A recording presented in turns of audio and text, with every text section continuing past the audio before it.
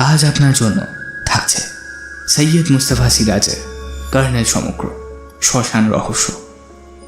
সৈয়দ মুস্তাফা সিরাজ জন্মগ্রহণ করেন 14 অক্টোবর 1930 সালে মুর্শিদাবাদে। একাধারে তিনি লিখে গেছেন অজস্র ছোট গল্প, ভৌতিক গোয়েন্দা গল্প। তাঁর সৃষ্ট গোয়েন্দা চরিত্র কর্নেল নীলাদ্রি সরকার ছিলেন ভারতীয় সেনাবাহিনীর একজন অবসরপ্রাপ্ত কর্নেল। কর্নেলের প্রথম গল্প প্রকাশিত হয় 1970 সালে। আজকের গল্পের সূত্রধার ফ্রিকি ফ্রাইডে স্টোরিজ থেকে আমি আছো। গল্প পাঠে লিও ও কর্নেল নীলাদ্রি সরকারের চরিত্রে বুবাই। তবে গল্প শুরু করার আগে একটা ছোট্ট রিকোয়েস্ট, আজকের গল্পটি ভালো লাগলে প্লিজ আমাদের চ্যানেলটিকে সাবস্ক্রাইব করে যান। আপনাদের অতটুকু সাপোর্ট আমাদের খুব দরকার। তাহলে শুরু করছি আমাদের আজকের বিশেষ উপস্থাপনা। শুনতে থাকুন সৈয়দ মুস্তাফা সিরাজের কর্নেল সিরিজ থেকে আমাদের আজকের বিশেষ নিবেদন শ্মশান রহস্য।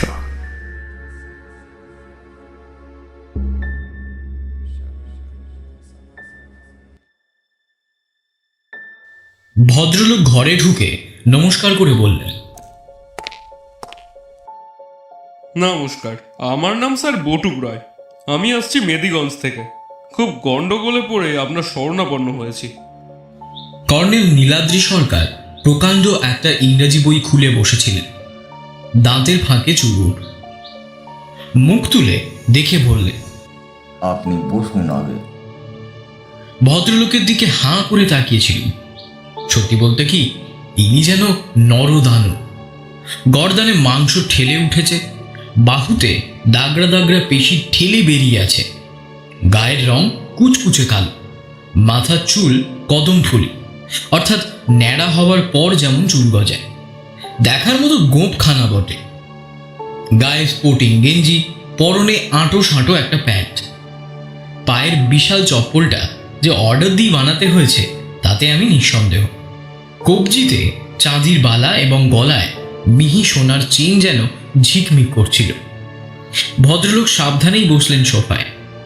তবু মনে হলো সোফাটা যে কোনো মুহূর্তে মড়াত করে ভেঙে পড়বে। ষষ্ঠীচরণ পর্দার ফাঁকে মুন্ডু বাড়িয়েছিল, তার চোখও ছানা বড়া হয়ে উঠেছে। কর্নেল বললেন, ষষ্ঠী, কফি নিয়ে আয়। তখন সে নরদানব দেখছে। কর্নেল চোখ কটমটিয়ে তাকাতেই সে অদৃশ্য হয়ে গেল। কর্নেল বললেন, আপনি শরীর চর্চা করেন বুঝি? ব্যায়ামবীর সলজ্জ হাসলেন। মানে একসময় করতুম স্যার, বার তিনের দেহশ্রী খেতাবও পেয়েছিলুম। তবে এখন বয়স হয়েছে, নানা কাজে ব্যস্ত হয়ে পড়েছি, তাই ও সবার হয়ে ওঠে না। ব্যায়ামবীর বটুক রায়ের মুখ গম্ভীর হয়ে উঠল। তারপর উনি যে কাহিনী শোনালেন যেমন অদ্ভুত তেমনি রোমাঞ্চকর। মেদিগঞ্জ বহরমপুর থেকে সামান্য দূরে গঙ্গার ধারে একটা পুরানো গঞ্জ, ছোটখাটো একটা শহরই বলা যায়। বটুকবাবু সম্প্রতি কিছুকাল আগে একটা ক্লাব করেছেন। ক্লাবটার নাম শ্মশান বন্ধু ক্লাব। মেদিগঞ্জের সব মরা এই ক্লাবেরই ছেলেরাই বটুকবাবুর নেতৃত্বে শ্মশানে নিয়ে যায়। সৎকারের সব দায়িত্ব তারা নেয়। গরিব মানুষের মরা কিংবা রাস্তাঘাটের বেওয়ারিশ মরা এখন আর আগের মতো গঙ্গায় ফেলে দেওয়া হয় না। শাস্ত্র মতে চিতায় পড়ে এবং সৎকার আদি হয়। সব খরচ ক্লাবে। কিন্তু রোজই তো আলো লোক মরে না। তাছাড়া আজকাল কত সব ওষুধ বেরিয়েছে, সহজে লোক মরে না। এদিকে বটুকবাবু এবং ক্লাবের ছেলেদের যেন নেশা ধরে গেছে মরা বই। মরা না পেলে মন ভালো থাকে না, সবই অভ্যাস। তাই কারোর গুরুতর অসুখ বিসুখ হলেই তারা তককে তককে থাকেন, বাড়ির আনাচে কানাচে ওত পেতে বেড়ান। তারপরই যেন কান্নাকাটি শোনে। অমনি বটুকবাবু এক লাফে বাড়িতে ঢুকে হাঁক দেন, কোথায় লাশ? লাশ কোথায়? পেছনে তার চেলারা বাড়ি কাঁপিয়ে চেঁচিয়ে ওঠে। গন্ডগোলটা ঘটেছে দুদিন আগে। সেদিন ছিল শুক্রবার। মেদিগঞ্জে দুজন প্রমোদবাবু আছেন। একজন হলেন প্রমোদ মিত্তির, তিনি স্কুল মাস্টার। অন্যজন হলেন প্রমোদ বোস, তিনি পোস্ট মাস্টার। দুজনকেই লোকে প্রমোদ মাস্টার বলে।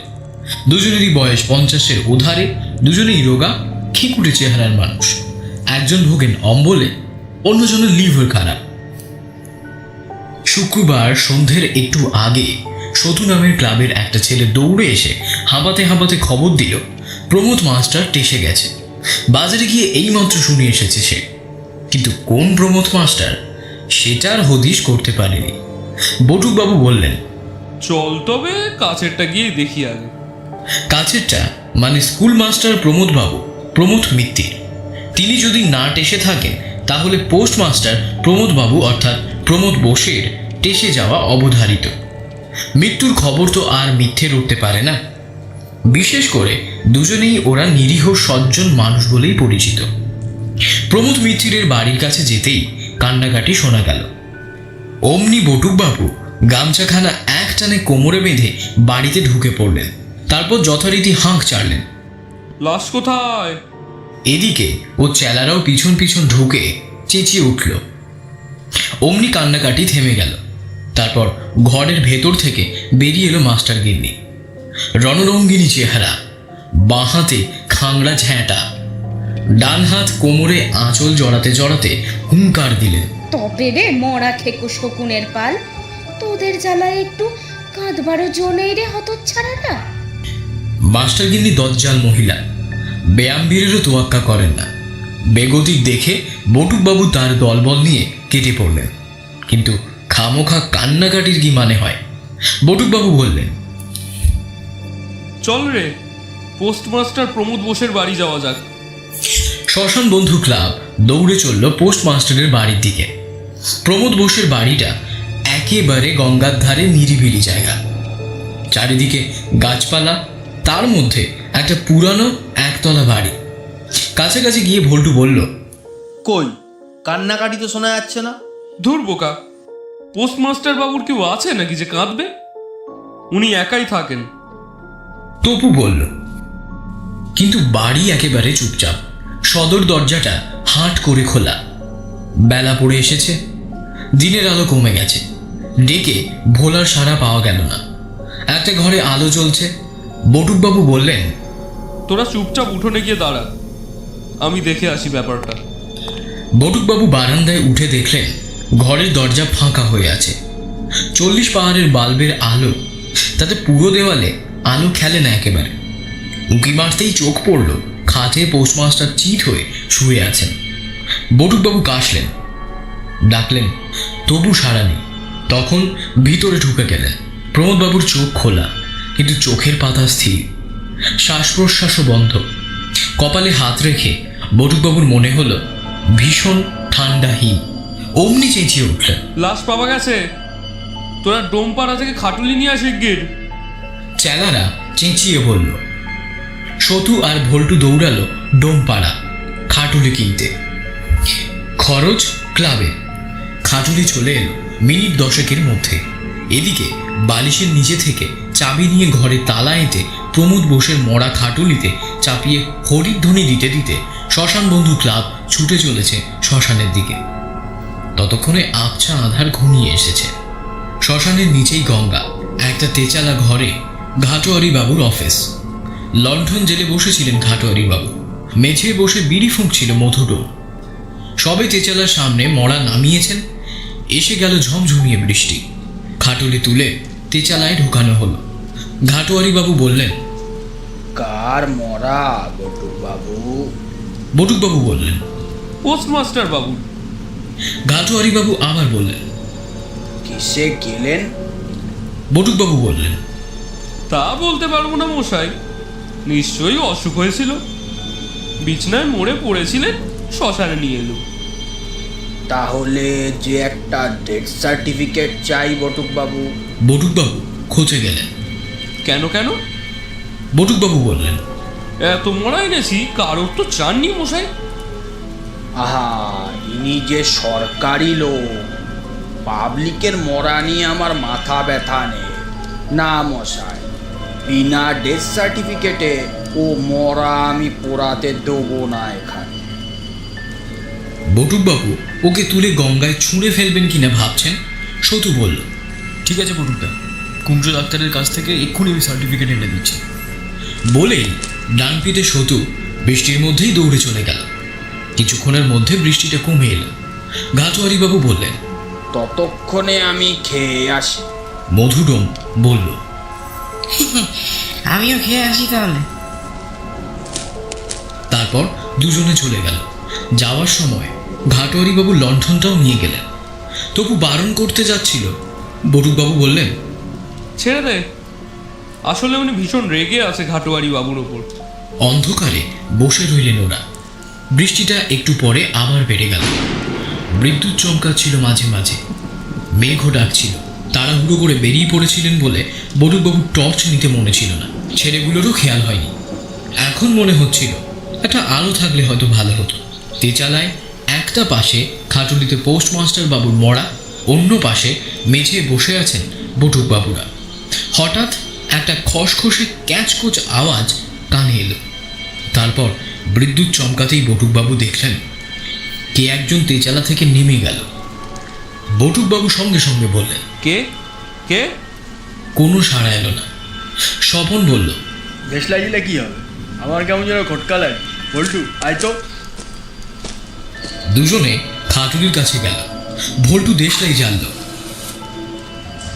অমনি চমকে উঠল ওরা। চমকালেন বটুকবাবু। খাটুলি শূন্য, মরা নেই।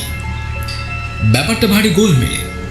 পোস্টমাস্টার বাবু মরে ভূত হতেই পারেন, কিন্তু ভূত হয়ে নিজের মরা নিয়ে যাবেনটা কোথায়? কেনই বা যাবেন? সবাই বৃষ্টির মধ্যে ডাকাডাকি এবং খোঁজাখুঁজি করল, কিন্তু প্রমোদ বোসের পাত্তা পাওয়া গেল না। তখন স্বপন বলল, বটুকদা, চলুন তো পোস্টমাস্টার বাবুর বাড়ি গিয়ে দেখি। সবাই তাতে সায় দিল। অনিচ্ছা সত্ত্বেও ওদের কথায় বটুকবাবু রাজি হলেন। বৃষ্টিতে ভিজতে ভিজতে ফির হাজির হলেন প্রমোদ বোসের বাড়ির সামনে। না, যেমন তালা দিয়ে এসেছিলেন তেমনি তালা ঝুলছে সদর দরজায়। চাবি পোস্টমাস্টারের বালিশের তলায় তিনি পেয়েছিলেন, তাই বটুকবাবুর কাছে চাবি ছিল। ভেতরে ঢুকে দেখলেন দরজাতে তালা তেমনই ঝুলছে। সেই তালা খুলে ঘরের ভেতরে দেখলেন কেউ নেই। ততক্ষণে বৃষ্টি থেমে গেছে। আকাশে এক টুকরো চাঁদও উঠেছে। হতবাক হয়ে বটুকবাবুরা বেরিয়ে এলেন। রাস্তায় দেখা হয়ে গেল সতুর সঙ্গে। সে হাঁপাতে হাঁপাতে বলল, কি ব্যাপার, আপনারা চলে এসেছেন যে শ্মশান থেকে? কুঞ্জবাবু কিছুতেই মুখের কথা শুনবেন না। মরা পরীক্ষা করে তবে সার্টিফিকেট দেবেন। তাই ওকে শ্মশানে বসিয়ে রেখে আপনাদের খুঁজতে বেরিয়েছি। ঘাটোয়ারিবাবু বললেন ফিরে এসে আপনাদের নাকি দেখতে পাননি। বটুকবাবু বললেন, কিন্তু মরা মরা যে নেই। নেই মানে? মরা থাকবে না কেন, দিব্যি আছে তো। সবাই ঊর্ধ্বশ্বাসে ছুটে চললেন শ্মশানের দিকে। যেতে যেতে ব্যাপারটা সংক্ষেপে শপথ জানিয়ে দিল সতুকে। সতু বিশ্বাসই করল না কথাটা। মরা পায়ে হেঁটে চলে গিয়েছিল এবং আবার কখন ফিরেও এসে খাটুলিতে শুয়েছে, এ কি বিশ্বাসযোগ্য? কিন্তু বটুকবাবু গিয়ে দেখেন হ্যাঁ, সত্যি খাটুলিতে মরা রয়েছে, কিন্তু কাপড় ঢাকা দেওয়া কেন? টেবিলে লণ্ঠন রেখে ঘাটোয়ারিবাবু বসে আছেন। পাশে একটা টুলে বসে আছেন কুঞ্জ ডাক্তার। মধুরম বসে বসে ঢুলছে। কুঞ্জ ডাক্তার হাসতে হাসতে বললেন, বটুক না এলে মরায় হাত দেব না বলে ওয়েট করছি। নাও বটুক, কাপড় ওঠাও। দেখি সত্যি মরেছে মাস্টার বাবু নাকি জ্যান্ত আছে এখনো। হাসতে হাসতে মস্ত টর্চ জেলে খাটুলির দিকে এগিয়ে গেলেন ডাক্তারবাবু। বটুকবাবু কাপড় ওঠালেন, তারপর ভীষণ চমকে গেলেন। চোখকে বিশ্বাস করতে পারলেন না। ক্লাবের ছেলেরাও হক চকিয়ে দাঁড়িয়ে রইল। কুঞ্জ ডাক্তার বলে উঠলেন, এ কি হে বটুক, এ তো পোস্টমাস্টার নয় দেখছি। মরাটা স্কুল মাস্টার প্রমোদ মিত্তিরের। কুঞ্জ ডাক্তার পরীক্ষা করে দেখেই বললেন, মরা তাতে সন্দেহ নেই। তবে বটুক, তোমায় একটা কথা বলি শোনো, বেশি উৎসাহ কিন্তু ভালো নয়। এক প্রমথর মরা শুনে এলুম, আর এসে দেখি অন্য প্রমথ মিত্তিরের সার্টিফিকেট আমি দিতে পারবো না বাবু। সে তুমি যাই বলো, মিত্তির বউ বড় দজ্জাল মহিলা, আমার মুন্ডু একেবারে মুড়িয়ে খেয়ে ফেলবে। কুঞ্জ ডাক্তার গো ধরে চলে গেলেন। বটুকবাবু ব্যায়ামবীরের শরীরে তখন আর এক ফোঁটা জোর নেই। ধপাস করে বসে পড়লেন। ধপাস করে বসে পড়ে বললেন, তোরা যা হয় কর সতু, আমার মাথা ঘুরছে। সতু আর ভল্টু দৌড়ে খবর দিতে গেল স্কুল মাস্টারের বাড়িতে। কিছুক্ষণের মধ্যেই সেই দজ্জাল মহিলা আরও সব লোক এসে পড়ল। এতক্ষণে দেখা গেল প্রমথ মিত্তিরের মাথার পেছনে চাপ চাপ রক্ত জমাট বেঁধে আছে। শক্ত কিছু জিনিস দিয়ে আঘাত করা হয়েছিল। সবাই শিউরে উঠল। এ তো হত্যাকাণ্ড। কাজেই মরা পুড়ল না। পুলিশ এলো রাত দুপুরে। মরা চালান গেল সদরের মর্গে। এদিকে পোস্টমাস্টার প্রমোদ বোসের পাত্তা নেই, তার চাকর ভোলারও নেই। বাড়িতে এখন তালা ঝুলছে।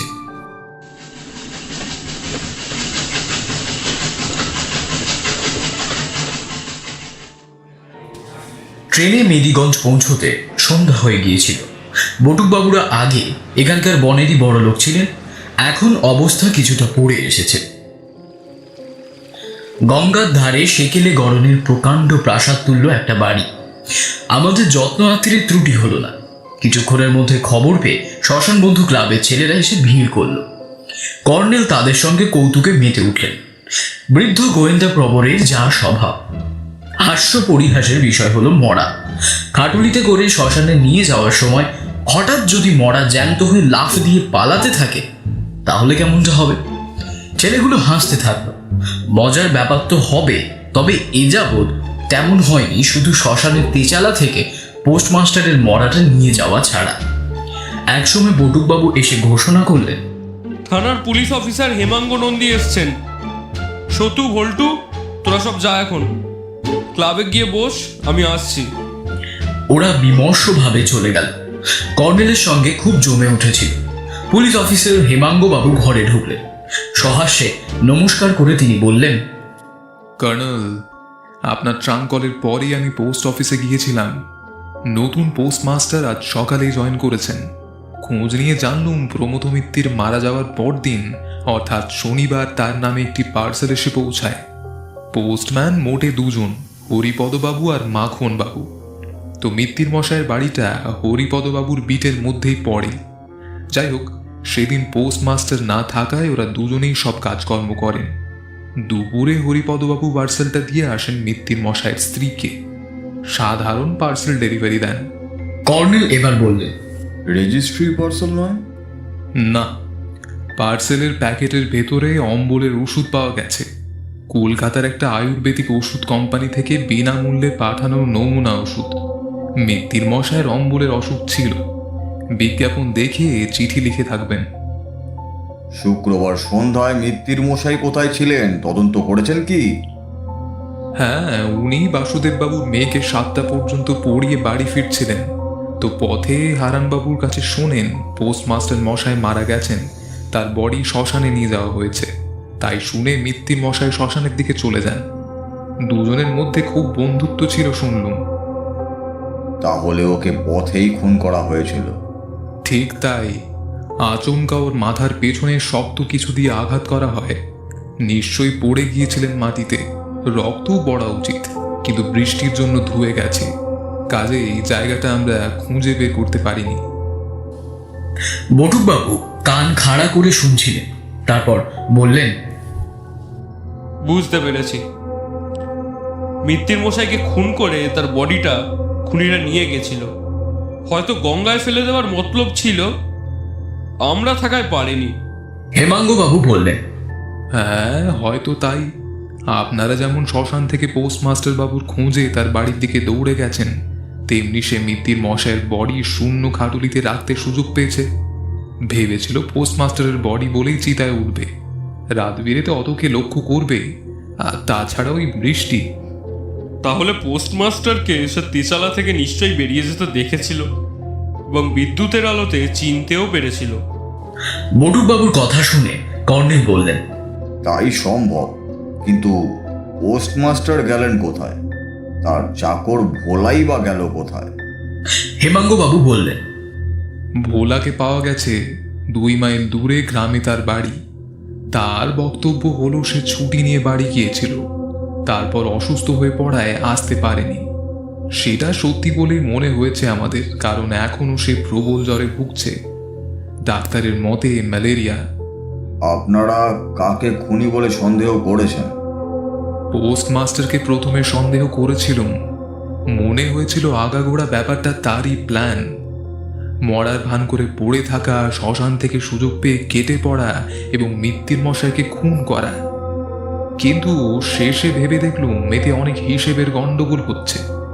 প্রথম কথা, শ্মশান থেকে কেটে পড়ার পর মৃত্যুর মশাইকে খুন করার জন্য উপযুক্ত জায়গায় পেয়ে যাবেন, এটা খুবই আকস্মিক ব্যাপার। এক হতে পারে আগেই খুন করে লুকিয়ে রেখে বাড়ি ফিরে মরা সেজেছিলেন, কিন্তু হারানবাবুর সাক্ষ্যে জানা যাচ্ছে পোস্টমাস্টারকে শ্মশানে নিয়ে যাওয়ার পরও মৃত্যুর মশাই জীবিত ছিলেন। অতএব এ ব্যাপারটা ঠিক নয়। দ্বিতীয় কথা, রোগা টিংটিঙে দুর্বল মানুষ তিনি। হ্যাঁ, মৃত্যুর মশাইকে খুন করা সম্ভব হলেও তার বডি নিয়ে শ্মশানের তেচালায় ঢোকা একেবারে অসম্ভব। তাছাড়া উনি নাকি রোজ সন্ধ্যায় আফিং খেতেন, ভোলা বলেছে। আফিং খেতেন? কর্নেল চমকে উঠলেন। হ্যাঁ, তাছাড়া ওর ঘর খুঁজে আমরা আফিংয়ের কৌটোও পেয়েছি। কর্নেল এবার একটু হাসলেন। যাক, তাহলে খাটুলি থেকে উঠে ওর মরা চলে যাওয়ার রহস্যটা ফাঁস হলো। বটুকবাবু অবাক হয়ে বললেন, ফাঁস হলো কিভাবে? পোস্টমাস্টার আফিংকে মরার মতো পড়েছিলেন। আপনারা ওকে মরা ভেবে শ্মশানে নিয়ে যাওয়ার পর গঙ্গার ধারে ঠান্ডা বাতাসের ঝাপটানিতে ওর মৌতাত কেটে যায় এবং খাপ্পা হয়ে চলে আসেন। আফিং খোরদের মৌতাত হঠাৎ গেলে তারা ভীষণ খাপ্পা হয়ে যায়। কিন্তু উনি গেলেন কোথায়? সেটাই বোঝা যাচ্ছে না। হেমাঙ্গবাবু বললেন, কর্নেল, গত বছর আমি নদিয়ার রামনগর থানায় থাকার সময় চৌধুরী বাবুদের মন্দিরের বিগ্রহ চুরির রহস্য আপনি যেভাবে ফাঁস করেছিলেন, এবারও তাই করবেন এই বিশ্বাস আমার আছে। সেবারকার মতোই সব রকম সাহায্য আপনি পাবেন। মৃত্যুর মশাইয়ের হত্যা রহস্য নিয়ে আমরা হিমশিম খাচ্ছিলাম।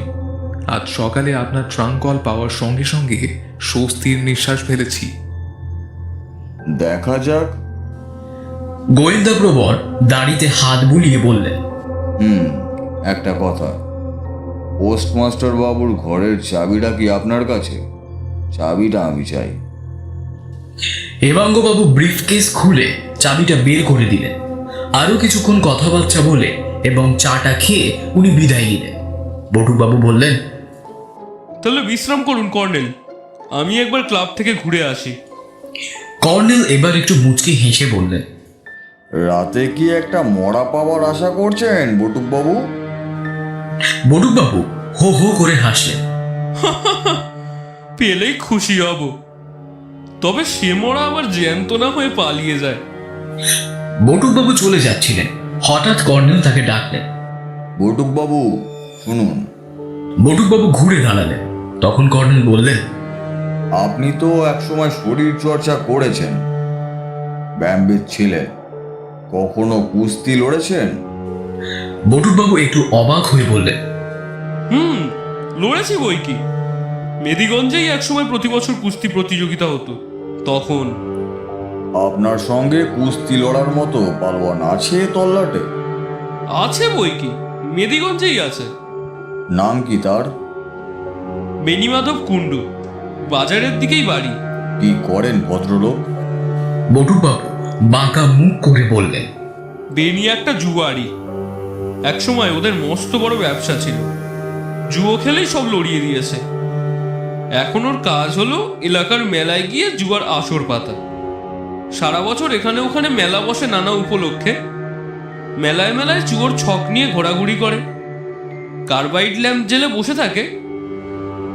চামড়ার কৌটোয় হরতন, ইস্কাপন, চিরতন, রুইতন, ড্রাগন আর মুকুটাকা 6টা চৌকো গুটি নিয়ে নাড়ে, তারপর ছকের ওপর ছড়িয়ে দেয়। ছকেও ওই সব চিহ্ন আঁকা। লোকে এক একটা চিহ্নে পয়সা ফেলে দান করেন। প্রতি ঘুঁটির 6 পিঠে ওই 6টা চিহ্ন আছে।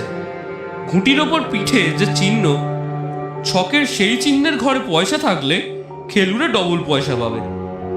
যার না মিলবে সে হারবে। কর্নেল বললেন। জানি, দেখেছি। বটুকবাবু বললেন। হঠাৎ এ কথা কেন কর্নেল? এমনি। বলে কর্নেল চোখ বুঝলেন। বটুকবাবু মুখে বিস্ময় চিহ্ন নিয়েই বেরিয়ে গেলেন।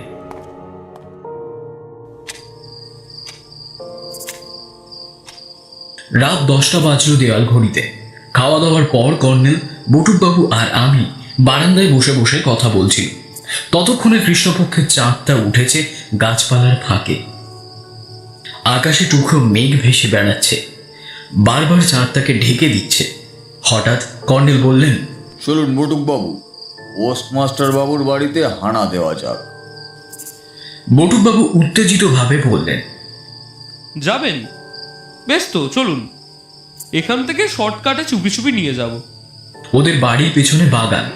বাগানের গেট দিয়ে আমরা আগাছার জঙ্গলে পড়লুম। টর্চ জ্বালা মানা, তবে চাঁদের আলোয় হেঁটে যেতে অসুবিধে হচ্ছিল না। পোস্টমাস্টারের নিরিবিলি বাড়িটা দেখে গা ছমছম করলো অজানা ভয়। গাছপালার ভেতর বাড়িটা যেন হানাবাড়ির মতো দাঁড়িয়ে। একটা বন্ধ জানলার কাছে কর্নেল দাঁড়িয়ে গেলেন। ঠিক তখনই কানে এলো একটা শব্দ। বটুকবাবু ফিসফিস করে বললেন, কাঠঠোকরা পাখি না? কর্নেল ইশারায় চুপ করতে বললেন। রাতের বেলা কাঠঠোকরা পাখি শব্দ করবে কেন বুঝলাম না। তাছাড়া শব্দ শোনা যাচ্ছে যেন পোস্টমাস্টার বাবু ঘরের ভেতর থেকে। তারপর ঝরঝর করে কি ঝরে পড়ল।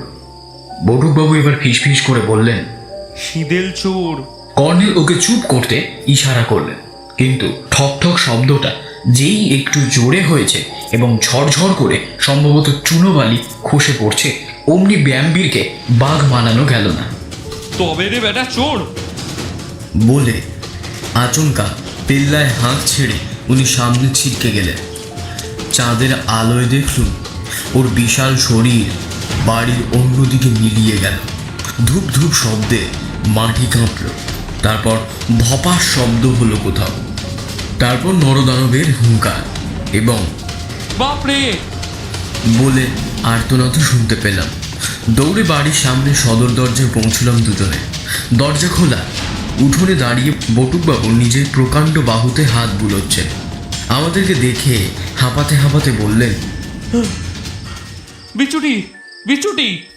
টর্চের আলো জেলে কর্নেল বললেন, শীদেল চোর বিছুটির ঘা মেরে পালিয়েছে দেখছি বটুকবাবু। বটুকবাবু বললেন, আলকুশিও হতে পারে। ইস, জ্বালা করছে প্রচণ্ড। বটুকবাবু করুণ মুখে বললেন, না, পেলে তো এক আছাড়ে ফুটি ফাটা করে দিত। বারান্দার আড়ালে লুকিয়ে পড়েছিল। যেই গেছি আর বিচুটি না আলকুশি ঘষে দিয়েছে। পাশাপাশি দুটো ঘর। একটা ঘরে তালা ঝুলছে, অন্য ঘরটার তালাটা ভাঙা। সে ঘরটাই পোস্টমাস্টারের শোবার ঘর। বটুকবাবু সুইচ টিপে বাতি জ্বালিয়ে দিলেন। দেখলুম একখানে দেওয়ালের অনেকটা ধস ছাড়িয়ে দিয়ে গেছে চোখটা। পরীক্ষা করে কর্নেল বললেন, দেওয়ালে কিছু পোতা আছে কিনা খুঁজছিল। বললুম, আচ্ছা গুপ্তধন নয় তো? কর্নেল মুচকি হেসে বললেন, তাও হতে পারে। দেখছো না সারা ঘর কিভাবে ওলট পালট করে খুঁজেছে, না পেয়ে শেষে দেওয়ালে। বলে দেওয়ালের দিকে ঝুঁকে পড়লেন। মেঝে থেকে হাতখানেক উঁচুতে খোঁড়া হচ্ছিল। সেখানে কি পরীক্ষা করে কর্নেল সোজা হয়ে দাঁড়ালেন। এখানে সিঁদুর দিয়ে স্বস্তিকা চিহ্ন আঁকা ছিল বলে সন্দেহ হয়েছিল চোরের। ওই তো। বটুকবাবু বাঁ হাতের কনুইয়ের উপরটায় হাত বোলাতে বোলাতে হেসে ফেললেন। যা, প্রমোদ মাস্টারের ঘরে গুপ্তধন! অসম্ভব ব্যাপার। কর্নেল টর্চের আলো ফেলে খসে পড়া চুনো বালি দেখতে দেখতে বললেন, চোর ঠিকই ধরেছিল। এখানে সদ্য নতুন পলেস্তারা করা হয়েছিল দেখছি। বটুকবাবু, দেখুন তো একটা শক্ত খুন্তি বা শাবল পান নাকি। রান্নাঘরে খুঁজে দেখুন আর টর্চটা নিয়ে যান। বটুকবাবু কর্নেলের টর্চ নিয়ে চলে গেলেন। তক্ষুনি ফিরে এলেন একটা কালি মাখা ছোট্ট লোহার গোঁজ নিয়ে। ওটা দিয়ে ভোলা কয়লা ভাঙত। কর্নেল বললেন, বটুকবাবু, ওই জায়গাটা খুঁড়ুন। বটুকবাবু অবাক হয়ে খুঁড়তে শুরু করলেন। নরদানবের হাতের ঘা। বাড়ি ভেঙে পড়বে মনে হচ্ছিল। গোঁজ মেরে চাপ দিচ্ছে আর পুরানো ইটের টুকরো শুদ্ধ চাবড়া উঠে আসছে। একটু পরেই চাবড়ার সঙ্গে বেরিয়ে এলো একটা সাদা প্যাকেটের মতো একটা জিনিস। দেখা মাত্র আমি চেঁচিয়ে উঠলাম, এটা কি? এই যে দেখছি একটা পার্সেল। কর্নেল প্যাকেটটা কুড়িয়ে বালি ঝাড়তে ঝাড়তে বললেন, হ্যাঁ, পার্সেল, রেজিস্টার্ড পার্সেল, গালার সিল ঠিকঠাক আছে। পুলিশ অফিসার হেমাঙ্গবাবুকে আমি এই পার্সেলটারই খোঁজ নিতে বলেছিলাম। আমার অনুমানই দেখছি ঠিক। স্কুল মাস্টার প্রমোদ মিত্রের নামেই এসেছে, অথচ ওকে ডেলিভারি না দিয়ে পোস্টমাস্টার বাবু এটা এখানে গুপ্তধনের মতো পুঁতে রেখেছিলেন। বটুকবাবু বললেন, কি আছে ওতে? অম্বলের ওষুধ নাকি? কর্নেল হাসলেন। ওষুধ কোম্পানির নামেই পাঠানো হয়েছিল প্রমোদ মিত্রের কাছে। যাই হোক, আপাতত আর এখানে নয়, চলুন ফেরা যাক। রহস্যময় পার্সেলটার ভিতর কি এমন দামি ওষুধ আছে যে প্রমোদ বোস ওটা প্রথম মিত্তিরকে ডেলিভারি না দিয়ে এমন করে লুকিয়ে রেখেছিলেন, তা আমার মাথায় ঢুকছিল না। পার্সেলটা খুলে দেখার কথাও বার কথা কর্নেলকে বলল, গোয়েন্দা প্রবরের কানেই যেন ঢুকল না। উপরন্তু সেই রাত্রেই থানায় গিয়ে হেমাঙ্গ নন্দীর কাছে জমা দিয়ে এলেন।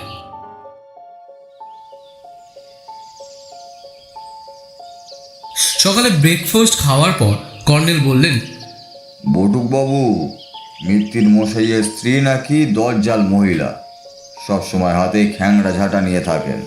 বটুকবাবু গাল চুলকে বললেন, আগে হ্যাঁ, মেদিগঞ্জের ওই একজনকে একটু ভয় করে চলি। চলুন না একবার আমাকে নিয়ে। সর্বনাশ, সামনে আমি যাব না কর্নেল স্যার, বরং আপনাকেই দূর থেকে বাড়িটা দেখিয়ে দিয়ে আসবো। সেদিন সত্যি সত্যি প্রমোদ মাস্টারের লাশটা পুড়ে গেল শেষ পর্যন্ত, নইলে আমাকে নাকি উনি দুবেলা অভিশাপ দিচ্ছেন আর ঝাঁটা দিয়ে শাসাচ্ছেন। কাজেই দূর থেকে বাড়িটা দেখিয়ে দিয়ে কেটে পড়লেন বটুকবাবু। কর্নেল দরজায় কড়া নাড়তেই বলে ভেতর থেকে এমন চিলচাচানি ভেসে এলো যে আমার পিলে চমকে উঠল। তারপর দরজা খুলে গেল। রণচণ্ডী বটে চেহারাখানা, কিন্তু কর্নেল তো বটেই। আমারও সৌভাগ্য যে হাতে ঝ্যাঁটা নেই। দরজায় শান্ত সৌম্য ঋষিতুল্য সাদা শাড়ি এবং মাথায় সাহেবি টুপি, তাছাড়া চেহারাও সাহেবি। গলায় ঝুলন্ত ক্যামেরা আর বায়োনোকুলার, এমন এক মূর্তি দেখেই বোধহয় ভদ্রমহিলা থ ভুনে গেছে। কর্নেল গলায় মধু মাখিয়ে বললেন, প্রণাম দিদিভাই। অমনি মিত্তির গিন্নি গলে একেবারে জল হয়ে গেলেন। বাইরের ঘরে খাতির করে বসালেন। কর্নেল নিজের পরিচয় দিয়ে বললেন, আপনার স্বামীর হত্যা রহস্যের কিনারা করতেই এসেছে দিদিভাই। মিত্তির গিন্নি চোখ মুছতে মুছতে হুঙ্কার দিয়ে বললেন, ওই ড্যাকরা হতচ্ছাড়া টগবাবুই ওকে খুন করেছে। ওকেই আপনারা ধরুন, ও পালিয়ে বেড়াচ্ছে। আপনারা না ধরতে পারেন, দেখবেন আমি ওকে ধরব। গর্তে লুকিয়ে থাকলে চুলের ঝুঁটি ধরে বের করব, তারপর মুড়ো খ্যাংড়ো ঝরব ওর পিঠে। কর্নেল হাত তুলে আশ্বস্ত করে বললেন, দয়া করে আমার একটা প্রশ্নের জবাব দিন দিদিভাই। মিত্তির গিন্নি শান্ত হয়ে বললেন, বলুন। আপনার স্বামীর নামে কি মাঝে মাঝেই পার্সেল আসতো ডাকে? আসতো, পরশুই তো একটা এসেছে। থানার বটুবাবু জানতে এসেছিলেন, ওকে দেখিয়েছি। এর আগেও এসেছে তাই তো? এসেছে। দরজার ফাঁকে উকি দিচ্ছিল একটা কিশোরী। সে বলে উঠল, কেন মা, পার্সেল এলে বাবা সেটা কুণ্ডু কাকাকে দিয়ে আসতেন না? আমি দেখেছি, জিজ্ঞাসা করলে বলতেন কুণ্ডুর ওষুধ আমার নামে আসে। মিত্তির গিন্নি মাথা নাড়লেন। তা আমি বলতে পারবো না বাবু, নিজের কাজ নিয়ে ব্যস্ত থাকি সবসময়। আসলে বাতের ব্যথাটাও বছর ভর কটকট করে কামড়াচ্ছে। এই তো সেই জন্যই তো সেদিন অস্থির যন্ত্রণায় কেঁদে কেটে হুলস্থুল কাণ্ড। ওই কান্না শুনে বটু হতচ্ছাড়া এসে বলল, লাশ কোথায়? ওই বটু হতচ্ছাড়ার কথাটা রাতটা পোয়াতেই বলে গেল।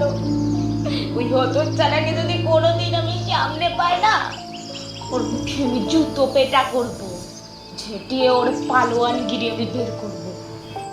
কর্নেল কিশোরীর দিকে তাকিয়েছিলেন, বললেন, কাকে দিয়ে আসতেন পার্সেল? মেয়েটি বলল। কুণ্ডু কাকাকে। তার মা বললেন, ওই যে গো বেনি কুণ্ডু, সেও এক পালোয়ান। মেদিগঞ্জে তো পালোয়ানের অভাব নেই। এক পালোয়ান বেড়াচ্ছে বাড়ি বাড়ি মোড়া খুঁজে, আর এক পালোয়ান বেড়াচ্ছে দেশে দেশে জুয়া খেলে। মর মর, মুখে মুড়ো ছেটা আমার তো ছাড়াদের। ভদ্রমহিলার সামনে তর্জন গর্জন করতে থাকলেন। কর্নেলের উঠে আসা গ্রাহ্যই করলেন না। রাস্তায় কর্নেল হন্তদন্ত হয়ে হাঁটছিলেন। কিছু জিজ্ঞেস করব ভাবলুম, কিন্তু মুখের অবস্থা দেখে সাহস হলো না। একটা খালি সাইকেল রিক্সা আসছিল, সেটা দাঁড় করিয়ে কর্নেল বললেন, থানায় যাব। হেমাঙ্গ নন্দী আমাদের দেখে উত্তেজিতভাবে বললেন, এই আসুন আসুন আসুন, পার্সেল থেকে কি বেরিয়েছে দেখুন মশাই। কর্নেল জিনিসগুলো দেখতে দেখতে বললেন, কোকেন, মারিজুয়ানা, এলএসডি, নিষিদ্ধ মাদকের কারবার দেখছি। নিরীহ সজ্জন ভদ্রলোক এবং স্কুল মাস্টার প্রমোদ মিত্রের নামেই পাঠানো হতো, যাতে কেউ সন্দেহ করতে না পারে। উনিও কিছু তলিয়ে না বুঝে এবং সম্ভবত পয়সা কড়ির লোভে পার্সেল পৌঁছে দিতেন আসল প্রাপকের কাছে। এখন দেখা যাচ্ছে এই পার্সেলটা স্কুল মাস্টারের কাছে ডেলিভারি দেওয়া হয়নি। কেন হয়নি? ধূর্ত পোস্টমাস্টারের সন্দেহ হয়ে থাকবে এবং কোনোভাবে টের পেয়েও থাকবেন, তাই ডেলিভারি দেননি। পিয়নদেরও জানাননি, নিয়ে গিয়ে লুকিয়ে রেখেছিলেন। আমি হেসে ফেললুম। নিশ্চয় আভিব আছে ভেবেছিলেন না? কর্নেল সায় দিলেন। হেমাঙ্গবাবু বললেন, খুনিটা তাহলে কে? মানে তাকে ধরতে হবে এখনই? এখনই ধরা কঠিন হবে। কাল রাতের ঘটনার পর সে সতর্ক হয়ে গেছে, তাকে ফাঁদ পেতে ধরতে হবে। তবে সেজন্যই আমাদের দরকার পোস্টমাস্টার মশাইকে। উনি তো নিখোঁজ, ও কেউ খুন করে গঙ্গায় ফেলে দিয়েছে কিনা কে জানে। কর্নেল এবার একটু হাসলেন। প্রথম বউ শাফিং খান বটে, ভীষণ ধূর্ত বলেই মনে হচ্ছে। দেখা যাক। কিন্তু খুনির নাম কি? কর্নেল বলার আগেই আমি মুখ ফসকে বলে ফেললুম, পালোয়ান এবং জুয়ারি বেনিমাধব কুণ্ডু। হেমাঙ্গবাবু লাফিয়ে উঠলেন। কর্নেল বললেন, একটু ধৈর্য ধরতে হবে, তাকে সহজে আর খুঁজে পাবেন না। আমার ফাঁদ পাতা পর্যন্ত অপেক্ষা করুন হেমাঙ্গবাবু। কর্নেল গঙ্গার ধার ধরে হাঁটছেন, আমার সঙ্গে কথা বলছেন না। বুঝলুম হেমাঙ্গ নন্দীকে খুনির নাম বলে দিয়ে ওর রাগের কারণ হয়েছে। একেবারে ওস্তাদের মার শেষ মুহূর্তে দেখানো স্বভাব ওর। হেমাঙ্গবাবুদের তাক লাগাবেন ভেবেছিলেন, হলো না। বাইনোকুলারে মাঝে মাঝে পাখি দেখছিলেন কর্নেল। গঙ্গার ধারে ঘন ঝোপঝাড়, গাছপালার জঙ্গল। কিছুটা এগিয়ে হঠাৎ থমকে দাঁড়ায়। খানিকটা দূরে বিশাল এক বট গাছ, ডালপালা আর অসংখ্য ঝুড়িতে নিজেই এক দণ্ডকারণ্য হয়ে রয়েছে। তার ভেতর একটা পুরানো মন্দির দেখতে পাচ্ছিল। কর্নেল বাইনোকুলারে মন্দির অথবা বটগাছে কোনো দুর্লভ পাখি দেখতে থাকলেন। তারপর কিছু বলা কওয়া নেই, আচমকা দৌড়তে শুরু করলেন মন্দিরটার দিকে। হকচকিয়ে দাঁড়িয়ে রইল। ওর সঙ্গে দৌড়ানোর মানে হয় না, কারণ এরপর ওই দুর্লভ পাখির পেছনে সারা দিন তিনি ঘুরবেন। আমার অত ধকল সইবে না। অনেকক্ষণ দাঁড়িয়ে অপেক্ষা করার পর আমারও রাগ হলো। শরৎকালের তীব্র রোদ, যদিও মাথা বাঁচানোর মতো ছায়া আছে। গরমে ঘামছি দরদর করে। আধ ঘন্টা অপেক্ষা করে ফিরে চলে গেলুম বটুকবাবুর বাড়ির দিকে। কর্নেল ফিরলেন একেবারে বেলা গড়িয়ে। হাত ভর্তি লাল হলুদ এক গাদা অর্কিড। ওর বাড়ির ছাদের প্ল্যান্ট ওয়ার্ল্ডে আশ্রয় পাবে ওগুলো, তাতে সন্দেহ নেই। আমার রাগ এবং নিজের রাগ সব জল করে একগাল হেসে বললেন, ডার্লিং, আজ আমার রথ দেখা আর কলা বেচা দুই হলো। তার মানে? বৃদ্ধ ঘুঘুপ্রবর রহস্যময়ভাবে হেসে বললেন, আজ রাত 10টায় দেখবে। ধৈর্য ধরো। তুমি সম্ভবত বটুকবাবুর সংসর্গে এসে তার মতোই অতি উৎসাহী এবং অধীর হয়ে পড়েছ। তবে সাবধান, লম্বা ঘুমে কাটিয়ে দিলুম বিকেল অবধি। উঠে দেখলুম কর্নেল আবার বেরিয়েছেন। বটুকবাবুর সঙ্গে শ্মশান বন্ধু ক্লাবে গেলুম আড্ডা দিতে।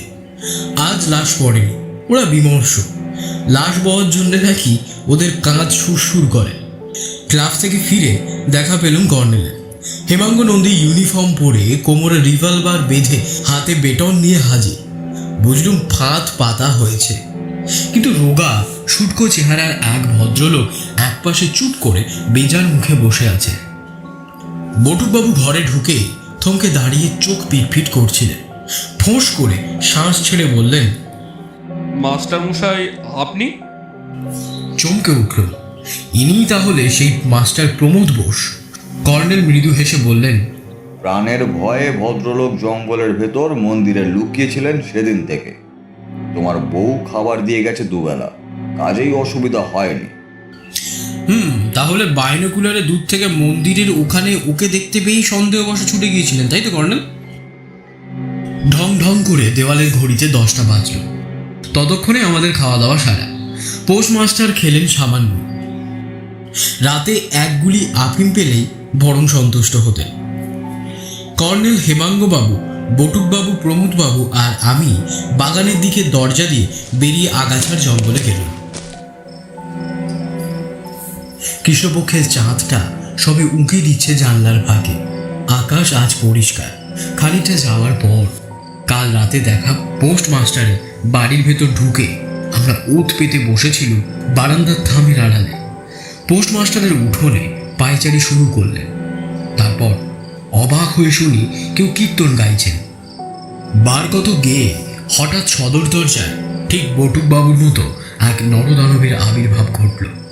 একেবারে বটুকবাবুর প্রতিরূপ যেন কদম ফুলি চুল, স্পোর্টিং গেঞ্জি, আঁটো সাঁটো প্যান্ট, হাতে বালা।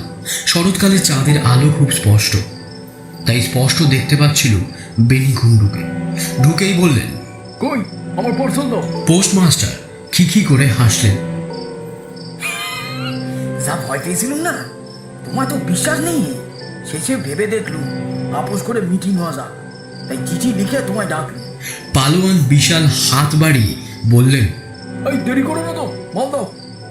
মাইরি বেনি, তুমি আমার চোখের সামনে মৃত্যুকে প্রকাশ করে মারলে আর নেকি পড়লো। উফ, দেখে যা ভয় পেয়েছিলাম না। তুমি দেখছিলে তাহলে? ঠিক আছে, বল দাও। পোস্টমাস্টার বললেন, আরে দিচ্ছি রে বাবা, দিচ্ছি। উফ, চোখের সামনে দৃশ্যটা দেখতে পাচ্ছি। বৃষ্টির মধ্যে মৃত্যু আমার মরা দেখতে আসছে। হঠাৎ বিদ্যুৎ চমকালো, দেখি তুমি ওর মাথায় প্রকাশ করে বাস। দেখেই আমার বাকি নেশার ঘোর কেটে গেল। তখন দিশেহারা হয়ে দৌড়ে পালিয়ে গেল। বাড়ি ঢোকার সাহস হলো না। পালোয়ান দু হাতে ওকে আচমকা শূন্যে তুললেন পুতুলের মতো। পোস্টমাস্টার হাত পা ছুটতে থাকলেন। বুঝলুম স্কুল মাস্টারের লাশ তুলে নিয়ে যেতে ওই পালোয়ানের একটুও অসুবিধা হয়নি। কিন্তু তখনই একটা কাণ্ড ঘটে গেল। আচমকা বটুকবাবু লাফ মেরে উঠে পড়লেন। তারপর, তবে রে বেটা, কাল রাতে তাহলে তুমি আমাকে বিছুটি না আলকুশি মেরে পালিয়েছিলে? বলেই ঝাপটে ধরলেন বেনিকুণ্ডুকে। পোস্টমাস্টার ছাড়া পেয়ে হাততালি দিয়ে কুস্তি দেখতে থাকলেন। দুই পালোয়ানের জাপটা জাপটি মাটিতে গড়াগড়ি শুরু হলো। ধুধুমাস সেই তুলকালাপে ভূমিকম্প হচ্ছিল যেন, মাটি কাঁপছিল। কিন্তু বেশিক্ষণ এই কুস্তি দেখতে দিলেন না কর্নেল। টর্চের আলো ফেলে, খুব হয়েছে বটুকবাবু, বেনিবাবু এবার উঠে পড়ুন। বেনিকুণ্ডু হকচকিয়ে উঠে দাঁড়ালেন প্রতিপক্ষকে ছেড়ে। সঙ্গে সঙ্গে হেমাঙ্গবাবু দৌড়ে গিয়ে ওর হাতে হাতকড়া পরিয়ে দিলেন। দরজা দিয়ে এক দল কনস্টেবল হুড়হুড় করে ঢুকে পড়ল। পোস্টমাস্টার তখনও খিকি করে হেসে হাততালি দিচ্ছেন।